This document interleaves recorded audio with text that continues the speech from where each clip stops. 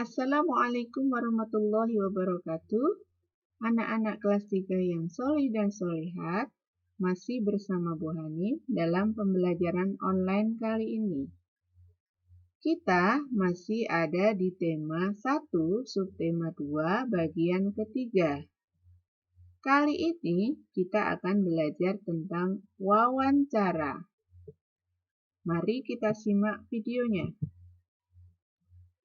Apakah wawancara itu? Wawancara adalah kegiatan tanya-jawab yang dilakukan dua orang atau lebih untuk mendapatkan informasi. Ada dua istilah dalam wawancara. Yang pertama, pewawancara, yaitu orang yang melakukan wawancara. Yang kedua, narasumber, yaitu orang yang diwawancarai. Bagaimana langkah-langkah dalam melakukan wawancara?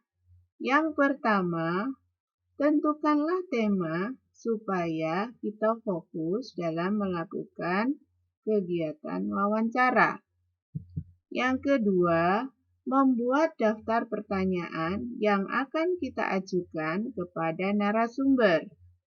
Yang ketiga, mengurutkan daftar pertanyaan. Yang keempat, lakukanlah wawancara.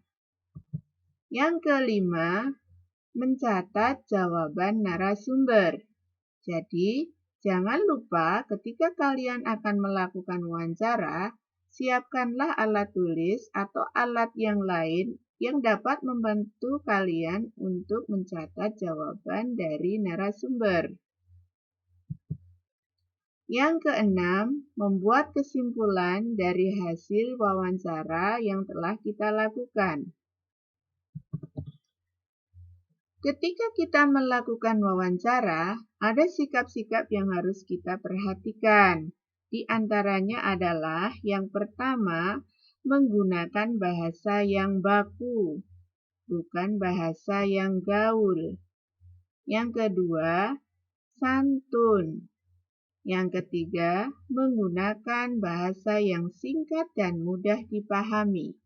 Yang keempat, tidak memotong pembicaraan narasumber. Masih banyak sikap yang lain yang bisa kalian kembangkan ketika melakukan wawancara.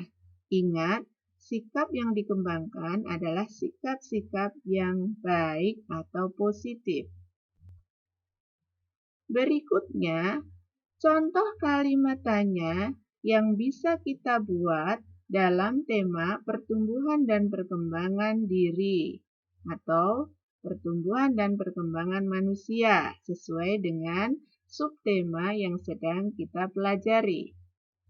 Di sini Bu Ani berikan 4 contoh pertanyaan. Yang pertama, kapan aku dilahirkan? Kedua, di mana aku dilahirkan? Ketiga, siapa yang mengajarkanku berbicara? Yang keempat, apa makanan kesukaanku saat balita? Ada banyak lagi kata tanya yang bisa kita gunakan untuk bertanya kepada narasumber. Bu Hanif hanya memberikan 4 contoh saja. Kesimpulan hasil wawancara itu dapat disampaikan melalui tulisan berupa cerita. Bagaimana cara menulis cerita dari hasil wawancara yang sudah kita lakukan? Berikut Bu Hanif berikan contoh bagaimana cara membuat ceritanya. Di situ terlihat ada 3 pertanyaan yang Bu Hanif buat. Yang pertama, kapan aku dilahirkan? Di mana aku dilahirkan? Dan bagaimana ceritanya saat aku dilahirkan? Maka contoh cerita yang akan Bu Hanif buat dari 3 pertanyaan tersebut adalah, aku dilahirkan pada tanggal 18 Maret 2012 di Rumah Sakit Bersalin Bunda Yogyakarta. Ibu dibawa ke rumah sakit ketika sudah ada tanda-tanda kelahiran. Setelah menunggu 1 hari di rumah sakit, Tepat tanggal 18 pukul 10 malam, ibu melahirkanku tanpa operasi sesar. Nah, ada semua jawaban dari 3 pertanyaan yang diajukan itu dalam cerita yang Bu Ani buat.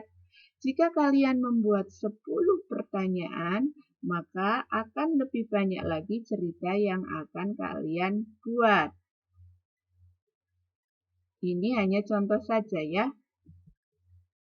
Baik, yang terakhir, ayo lakukan kegiatan wawancara kepada orang tuamu untuk mendapatkan informasi tentang pertumbuhan dan perkembanganmu. Inilah penutup dari kegiatan subtema 2 di tema 1. Semoga anak-anak lebih mudah memahami materi ini dengan bantuan video yang Bu Ani buat. Selamat bertugas, semoga dimudahkan dan dilancarkan. Tetap semangat.